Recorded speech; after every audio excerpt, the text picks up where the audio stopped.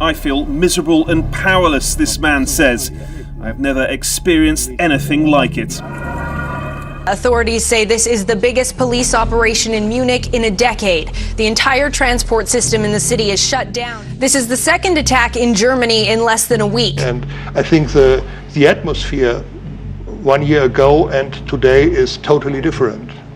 A police spokesperson says, quote, "The shooting looks like a terror attack." Nonetheless, Europe has become a continent that really, there's a growing culture of fear here, and there's a lot of fear that a new era is beginning in Europe, where these attacks are just going to become more frequent. It's becoming a pattern all too familiar now. An individual, often with a petty criminal background, wages an attack on civilians. Following all the leads that they have and obviously taking every precaution, and in doing so they've essentially shut down the city of Munich, told people not to go outside. Now, over in Turkey, that country woke up this Thursday to find itself locked in a 3-month state of emergency. Within hours, the French president was promising extra powers to the security services. L'état d'urgence.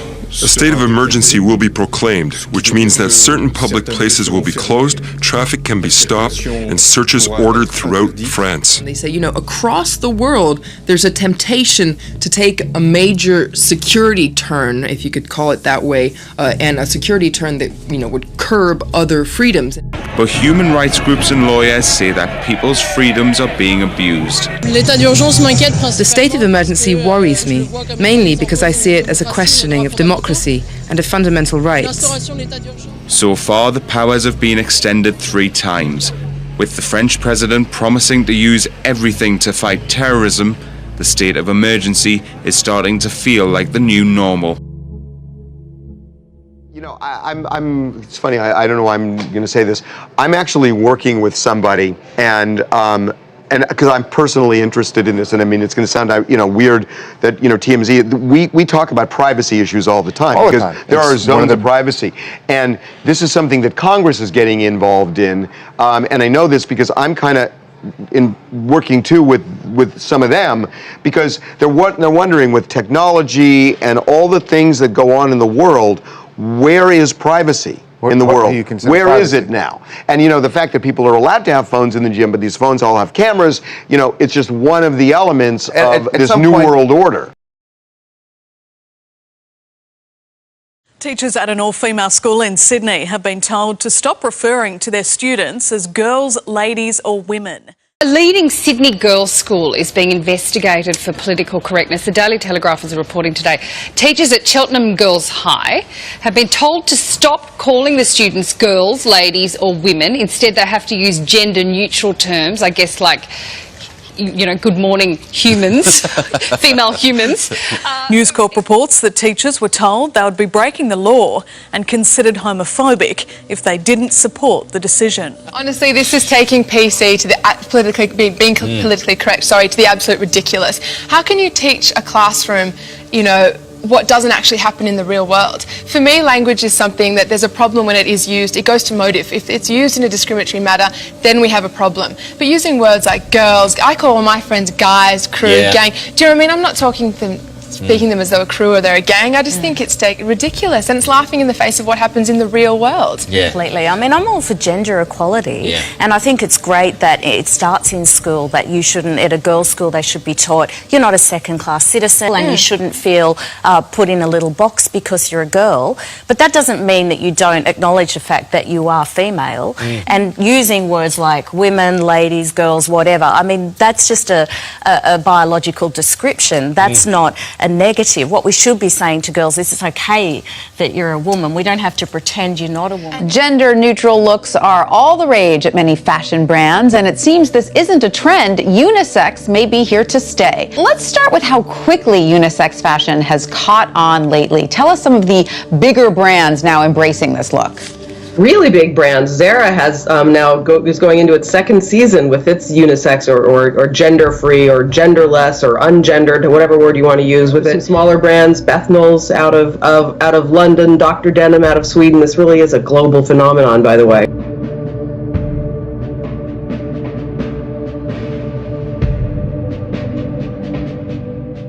After 5 years of delays, a national education law will finally be implemented in California. It includes teaching history of the LGBT rights movement as early as 2nd grade. Covering Brevard County, the school board's anti-discrimination policy includes sexual orientation and now gender identity. If you were watching Eyewitness News at 4, you know the controversial change passed narrowly. Unfortunately, today's discussion on updating equal opportunity and/or non-discrimination policies would allow a boy to blatantly lie in order to go into the girls' locker room to lust after them, which is precisely what the slaveholders did. No girl should worry about, or worse, feel the probing eyes of a lusting boy in her locker room. All children, especially the vulnerable like our LGBT students, deserve to be in a safe, free zone from bullying. No child goes to school to be judged, bullied, and called abominations, sinners, and other hateful rhetoric.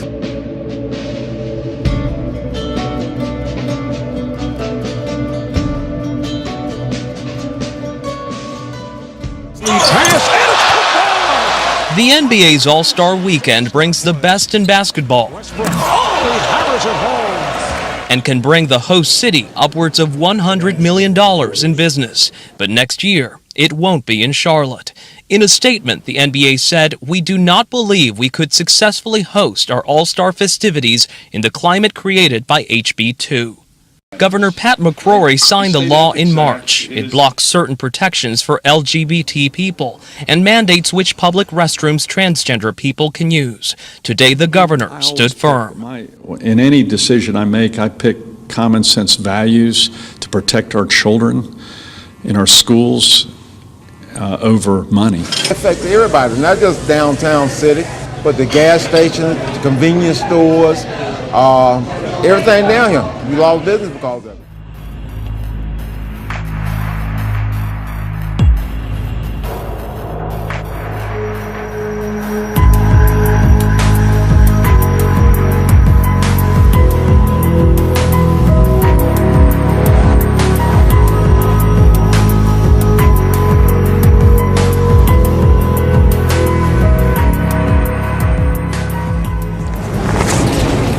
Moreno Valley firefighter Eric Hilley is so passionate about supporting the fallen officers of Baton Rouge and Dallas police, he bought this flag and added a blue line to it shortly after the shootings. It's a tough time right now in this country for law enforcement. That's why Eric says he placed the flag on the back of the CAL FIRE Riverside County fire engine he works on. When division chiefs heard about the flag and blue stripe on the door, they told Eric to take them down. He says right now the country is dealing with unusual violence directly aimed at first responders. And we felt that the method and the flag that was displayed was a threat to the firefighters.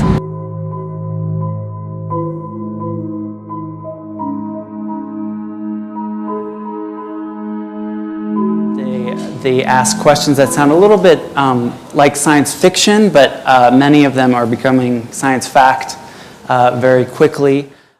Do you think, I mean, you're actually pushing, the science forward. Do you think the consequences are well understood, the sort of leveling of the plate?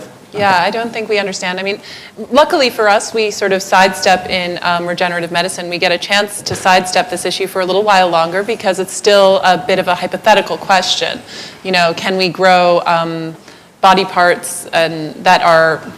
Right now, we're just trying to catch up to what nature can do. And so for a while, we get the chance to I think similar to people in AI, to get a chance to say, oh, we're just trying to catch up to what nature can do. But eventually, it's going to catch up to us, and we'll have to start answering these questions.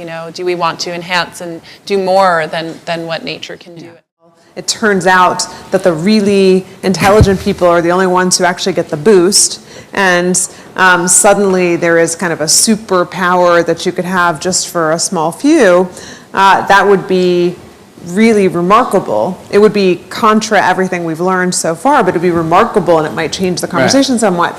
But I think, from my perspective, what I'd rather do, rather than putting the brakes on it, is increase access and availability so Even that if that entails a little bit of creative destruction.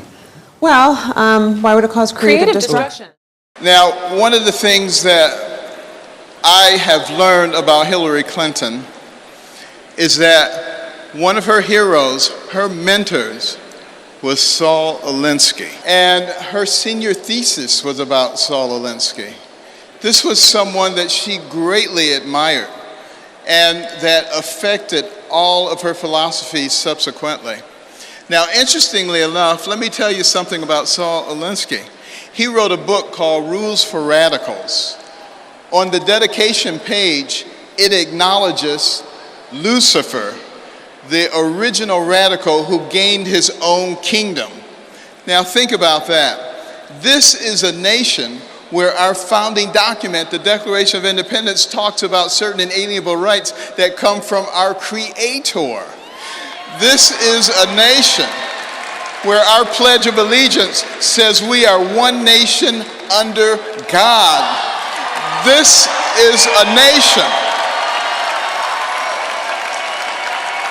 This is a nation where every coin in our pocket and every bill in our wallet says, "In God we trust."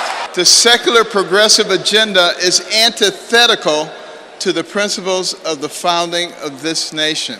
And if we continue to allow them to take God out of our lives, God will remove himself from us. We will not be blessed, and our nation will go down the tubes. And Thomas Jefferson said that we would reach this point because we the people would not be paying attention, and it would allow the government to grow, to expand, and to metastasize, and to try to rule us. But he said, before we turn into something else, we the people would recognize what was going on, what we were about to lose, and we would rise up and we would take control of our nation. And I say now is the time for us to rise up and take America back.